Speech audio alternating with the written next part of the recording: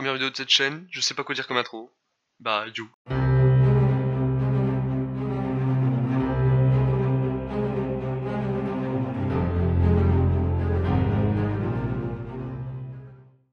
Voilà, bonjour à tous. Petite série que je voulais faire, que je me suis fait, c'est un petit délire en fait, que je me suis créé moi-même. Et je me suis dit que j'allais peut-être le partager, voilà. Peut-être ça intéressera, peut-être ça intéressera pas, je m'en fiche totalement.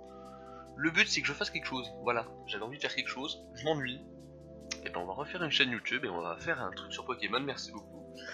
Bref, le but de cette micro-série que je me suis imposée, c'était de faire, comme ça doit être marqué directement sur le titre, la Champions Team. Voilà, je me suis dit je vais parodier complètement la Champions League et on va faire la Champions Team. Et donc le but ce sera à chaque fois de jouer la team d'un champion d'une des régions de Pokémon. Donc là j'ai fait déjà des petits tests avec ceux de Kanto. Et voilà ce que ça peut nous donner comme team. Alors évidemment je vais vous la présenter en 2 secondes. Mais voilà, il faut se retenir quand même que c'est pas si facile que ça de jouer ce genre de team, parce que très généralement, vous allez voir, ce sont des monotypes. Et là on a un très bon exemple. C'est vraiment pas facile de jouer cette team, vous allez voir. C'est la team de Pierre, donc de type roche évidemment, vous avez deviné, merci. Je vais vous présenter rapidement la team, vous allez voir que c'est vraiment caca à jouer. Et surtout que j'ai joué ça en overuse, parce que si je jouais ça en monotype, bon, ça avait pas trop d'intérêt. Je me suis dit je vais la jouer en overuse, voir ce que certains Pokémon peuvent faire, et il y a quand même quelques-uns qui peuvent être pas mal, vous allez voir. Alors premier Pokémon que j'ai joué c'était Grolem. Je me suis vraiment imposé, hein, c'était dans la team de Pierre, donc vraiment je devais prendre les mêmes Pokémon.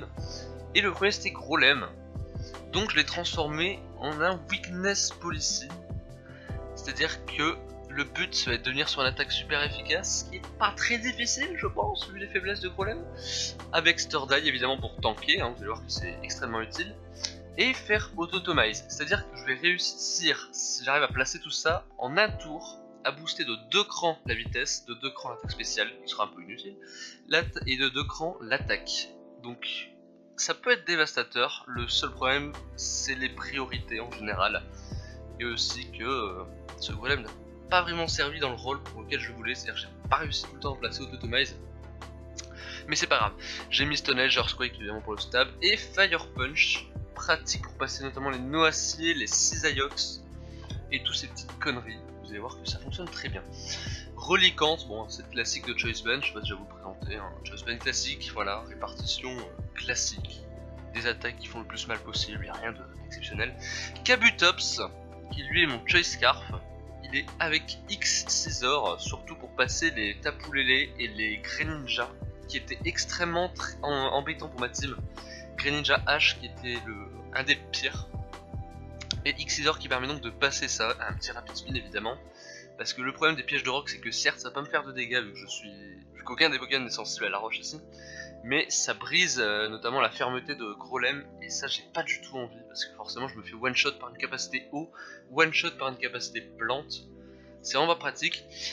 Omastar, un des Pokémon qui a été le plus utile dans ces matchs, je vais vous montrer ça juste après, vu que c'est un set avec Shell Smash et la White Air, donc ça c'est une association classique, mais ça fonctionne ultra bien en overuse. Je suis honnête, ça fonctionne ultra bien. Alors évidemment, comme je joue comme un caca pourri, ça n'a pas fait les dégâts escomptés. Mais j'ai quand même réussi à faire des bons sweeps avec. C'était plutôt intéressant d'ailleurs. Je sais même plus en quel tiers il est au Omastar. En PU, ouais voilà. PU, je pense que c'est pas mérité. Il y a peut-être moyen qu'il monte un jour. Parce que franchement, le set que j'ai joué, il était plutôt génial. Alors Onix, un des plus durs à jouer de la team, puisque forcément je peux pas le faire évoluer en Stylix, historiquement je m'y autorise pas. Donc évidemment j'ai mis les Violets, Sturdie parce que je me fais one shot évidemment par l'eau, la plante. Le but c'est de placer évidemment les pièges de rock, Toxic si possible. Voilà, c'est totalement classico. Et Rampardos, bon j'ai essayé de le mettre max speed avec la Life Orb, ça fait largement le taf au niveau des dégâts. Le problème c'est que je dépasse pas vraiment ce que je veux, enfin, c'est pas extrêmement bon à jouer. Mais c'est pas grave, on va voir comment ces teams vont se débrouiller dans 3 matchs. J'ai sélectionné 3 matchs pour illustrer cette team. Je vous les amène dans 2 secondes. On est de retour du coup sur le premier match. Alors je vous dis tout de suite, je suis pas professionnel du tout sur Showdown. Je suis pas professionnel non plus en commentary. Excusez-moi, voilà, je voulais juste faire ça pour le délire. Et donc c'est parti, je vais pas tarder non plus. Donc évidemment je vais lead avec Onyx sur Ludicolo. Pas extrêmement pratique, il va placer la Rain Dance, c'est un peu étonnant dans Ludicolo. Donc moi je vais Toxic, puisque clairement j'ai un petit peu peur d'un sweep. Et je vais pouvoir placer mes pièges de rock, puisqu'il va même pas me one shot avec Waterfall. Ça me fait plutôt gagner un tour. Et surtout ça va damage Ludicolo, ce qui m'arrange. Je vais envoyer directement le Kabutops pour faire le X-Scissor. Et regardez, il va tanker à 4%. Heureusement il va choke et il va faire sa Leech Seed et il va mourir comme un caca. Weavile, je sais pas pourquoi il va envoyer Weavile, il avait beaucoup mieux envoyé, je pense qu'il savait pas que j'étais Scarf. Et du coup il va se faire déboîter par le X-Scissor. Là il va envoyer Garchomp, évidemment il a compris que j'étais Scarf, du moins je l'espère. Il va mettre la Sunstorm. Alors visiblement il jouait une team avec des climats, alors le Rampardos pardon qui est pas assez rapide, qui va se faire dépasser. Je vais renvoyer mon Grolem sur son Zen Move, donc il va taper un Zen Move Dragon sur Grolem. Je vais réussir à me auto-automize et là ça me fait chier parce que je pensais vraiment prendre un Earthquake et donc activer la Weakness Policy, c'est pas ce qui va se passer. Et du coup je vais perdre mon Grolem un peu bêtement. Bon c'est pas très grave, je vais pouvoir envoyer Kabutops et finir le taf. Et évidemment non, il va tenir à 8%, faire un Dual Chop, je sais pas pourquoi il a fait ça. Bref ça m'arrange, je vais continuer à taper ma liquidation bêtement, de toute façon là c'est tout ce que j'ai à faire. Il va envoyer son Tyranitar, replacer une Sunstorm. Et là il va faire un truc un petit peu bizarre, je crois qu'il avait vraiment pas compris que j'étais Scarf puisqu'il va mettre la Dragon Dance. Et forcément je reste quand même plus rapide que lui grâce au Scarf. Et il va perdre son Tyranitar mais bêtement. Il va envoyer du coup un Infernape, je me dis qu'il a peut-être une priorité, il a même pas de priorité. Ce qui fait qu'il va se faire one shot, il lui reste que son Steelix, là c'est Kabutops clairement qui a fait la game. Voilà, je vais mettre un petit 40% quasiment. Et il va miss le Iron Tail, bon ça ne joue pas, hein. Je pouvais terminer derrière avec ce que je voulais de toute façon. De toute façon je drop la défense, enfin, c'est gagné. Et j'ai plus qu'à mettre mon Monistar et terminer cette première game. Voilà pour la première. Deuxième match maintenant, vous allez voir à quel point Omastar peut faire des gros dégâts. Vous allez voir sur ce match là, je vais le démarrer tout de suite. On lead évidemment avec Onyx, ça part sur Hitran en face, il va poser ses pièges de rock, je l'avais un petit peu anticipé, j'ai tapé directement l'Earthquake, je voulais pas garder ce Hitran en face. Il va switch, et là je vais mettre mes pièges de rock à moi, puisque forcément c'était un peu anticipable. Il va taper Earthquake, et je vais mettre mon Toxic, voilà, Onyx pour l'instant qui a fait le travail comme je le voulais. Il va tanker un deuxième Earthquake, je vais pouvoir mettre une petite lame de rock totalement gratuite, gratter un tour de Toxic.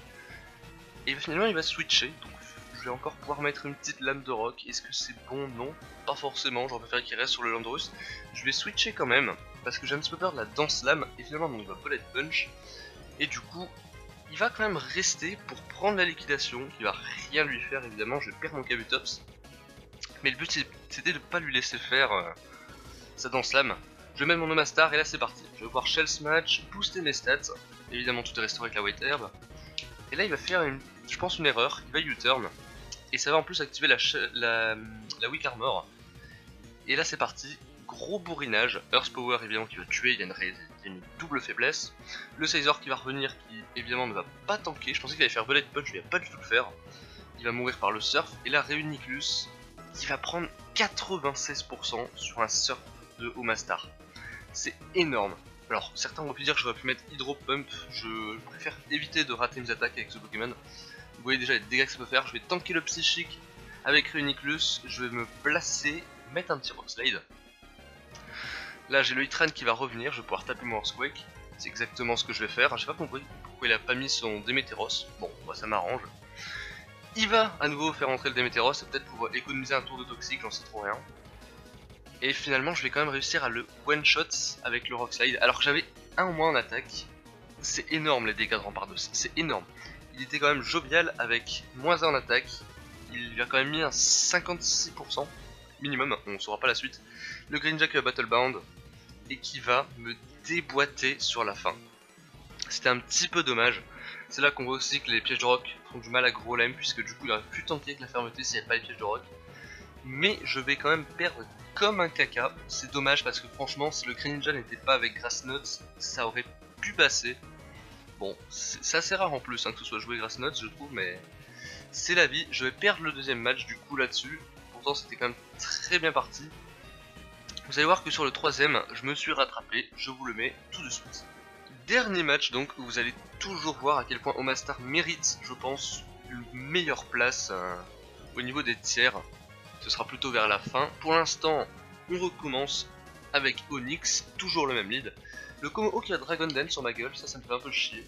Heureusement j'ai Toxic, je vais pouvoir lui mettre, et là il va quand même oser faire une deuxième. Bon, il va prendre du coup le Toxic, premier tour de Toxic, il va faire Ice Punch, alors sûrement pour pas baisser